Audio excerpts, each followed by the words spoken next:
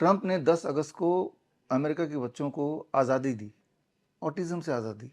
कैसे?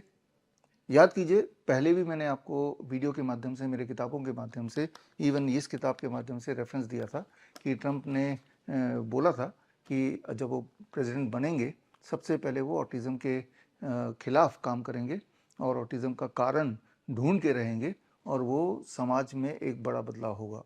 तो 10 तारीख को उन्होंने एग्जीक्यूटिव ऑर्डर रिलीज़ किया। आप स्क्रीन पे देख रहे हैं एग्जीक्यूटिव ऑर्डर का पूरा लेटर।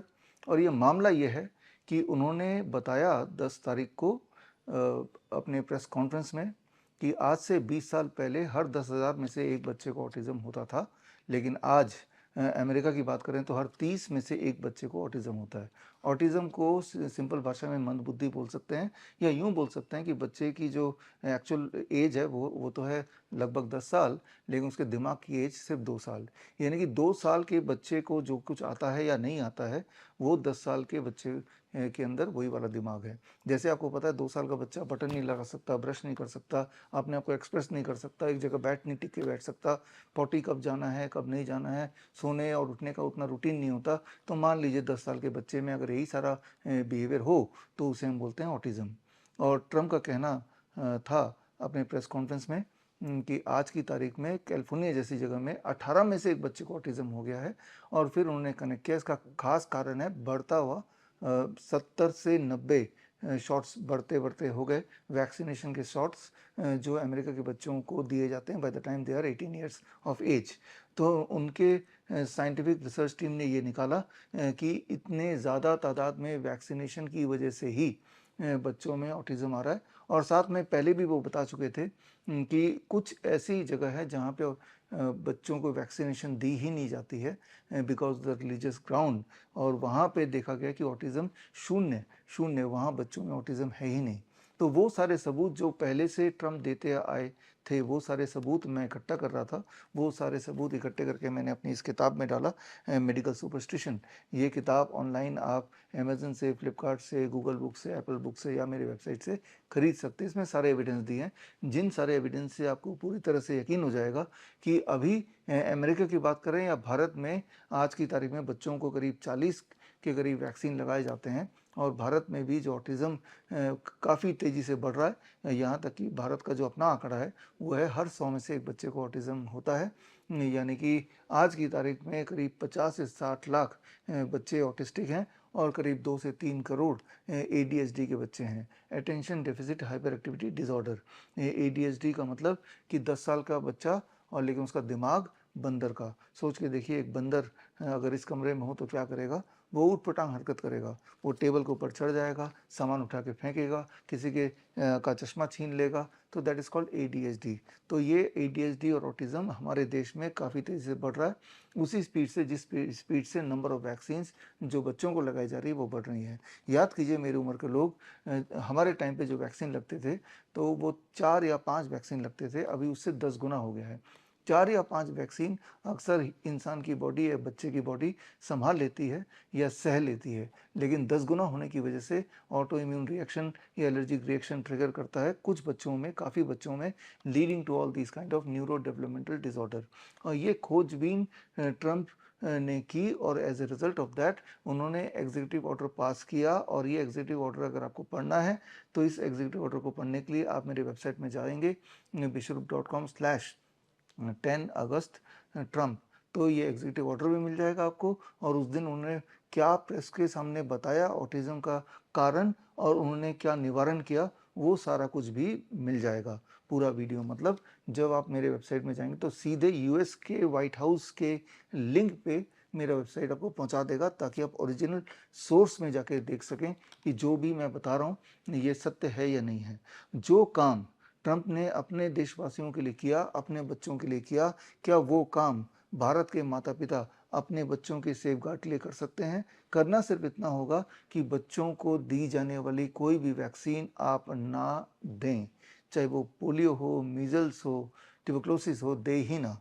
अगर आपको थोड़ा भी ऐसा शक है कि इन वैक्सीन से बच्चों में कोई बचाव होता है, तो आप मेरी इस किताब को पढ़ लें। इस किताब के शुरू में ही एक पोस्टर मैंने डाला है और इस पोस्टर के तहत एक चैलेंज डाला है।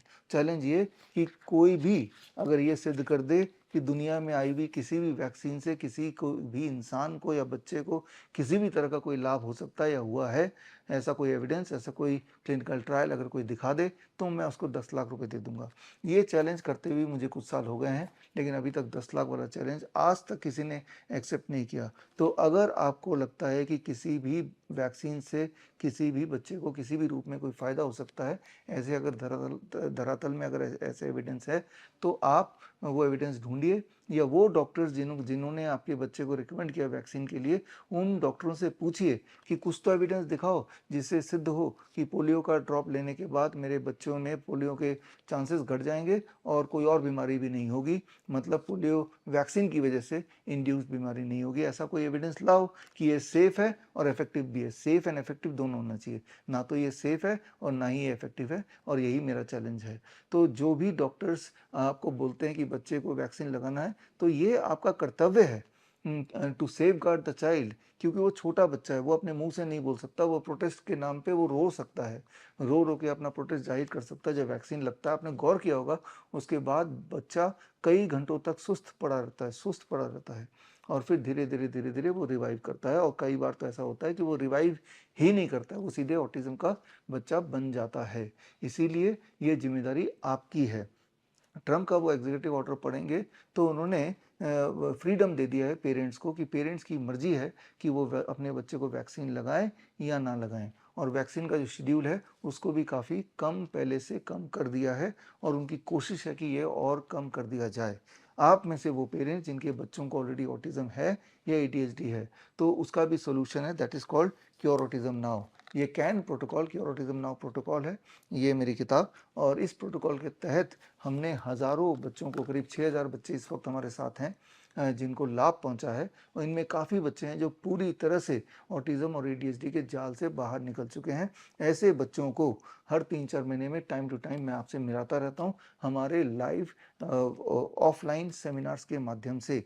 अभी पिछले दिनों 23 जुलाई को, दैट इज़ चंद्रशेखर आज़ाद जयंती, बाल गंगाधर तिलक जयंती के दिन भी हमने एक सेमिनार किया था एलटीजी ऑडिटोरियम में, और वहाँ पे ऐसे बच्चे जिन्होंने कैन प्रोटोकॉल फॉलो किया, जो एक टाइम पे ऑटिज्म के बच्चे थे, एडीएचडी था, लेकिन अब पूरी तरह स्वस्थ हो गए और पूरी तरह से नॉर्मल बिहेव करते हैं, नॉर्मल स्कूल में जाते हैं, नॉर्मल अच्छे मार्क्स लाते हैं, गाना गाते हैं, डांस करते हैं। यानी कि इससे आपको ये समझ आएगा कि autism and ADHD is reversible and to a great extent it is curable. अगर आप में से कोई ऐसे भी हैं जिन्हें ये लगता है कि नहीं ये क्योरेबल नहीं है, ये रिवर्सिबल नहीं है, तो उनके लिए भी चैलेंज मैंने इस किताब में डाला है।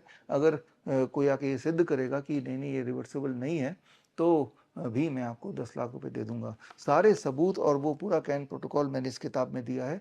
ये किताब भी अमेज़न में, फ्लिपकार्ट में, हमारे वेबसाइट में से आप ले सकते हैं, हिंदी या इंग्लिश में। हिंदी में ऑटिज्म से आज़ादी, और इस किताब के साथ आपको एक कैन ट्रैकर डायरी मिलेगी, एक पोस्टर मिलेगा। यानी कि घर पे रहते हुए ही इस किट के माध्यम से आप स्टेप बाय स्टेप इसको फॉलो करते हुए आप अपने बच्चे को इस जाल से, ऑटिज्म के जाल से बाहर निकाल सकते हैं। और आपके इस सफ़र में, इस जर्नी में हम आपके साथ हैं।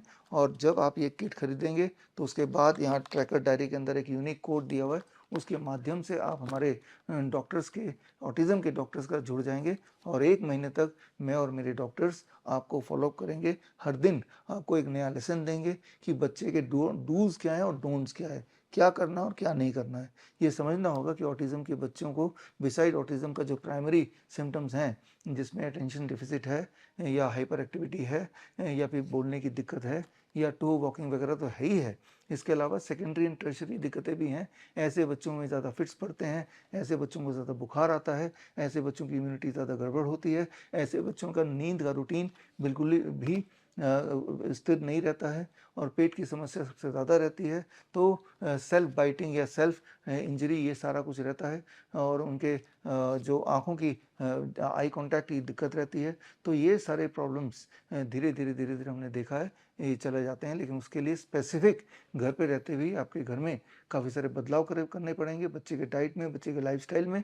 और जब वो करेंगे तो आपकी आंखों के सामने ही आपका बच्चा जो हेल्दी पैदा हुआ था लेकिन वैक्सीन इंजरी की वजह से आज इस कंडीशन में आ गया है, वो वापस आ सकता है। हमारे बच्चे ठीक होते हैं और ऐसे बच्चों की केस स्टडीज़ हम हर दिन अपने फेसबुक में, अपने सोशल मीडिया में डालते हैं। एवरी डे एटलीस्ट एक केस स्टडी हम डालते हैं, एक टेस्टिमनी हम डालते हैं। तो ये समय आ गया कि आप एक जागरूक डिसीजन लें, ना कि वो भेड़ चाल जो आपको बता दी गई है बाई और पीडियाट्रिशियंस या डॉक्टर्स कि आपके बच्चे को हर 2 महीने में, 1 महीने में ये शेड्यूल है लगाना ही पड़ेगा। जबकि भारत में तो ये मैंडेटरी नहीं है, आपकी मर्जी है आप लगाएं, आपकी मर्जी ना लगाएं। तो उससे पहले क्या नुकसान हो जाएगा अगर आप जांच कर लें कि इन वैक्सीन से नुकसान है या नहीं है, ये आप ही को करना पड़ेगा, बच्चा आप ही का है। क्योंकि हमारे देश में जैसे मैंने बताया हर 10 में से एक बच्चा ADHD का पेशेंट है, हर 100 में से एक बच्चा ऑटिज्म का पेशेंट है। तो सोच के देखिए कितने बड़े तादाद में और कितने स्पीड से ये बीमारी न्यूरो डेवलपमेंटल डिसऑर्डर जो कि पूरी तरह से प्रिवेंटेबल है, वो तेज़ी से बढ़ रही है, फैल रही है। प्रिवेंटेबल भी है और काफ़ी हद तक रिवर्सिबल भी है।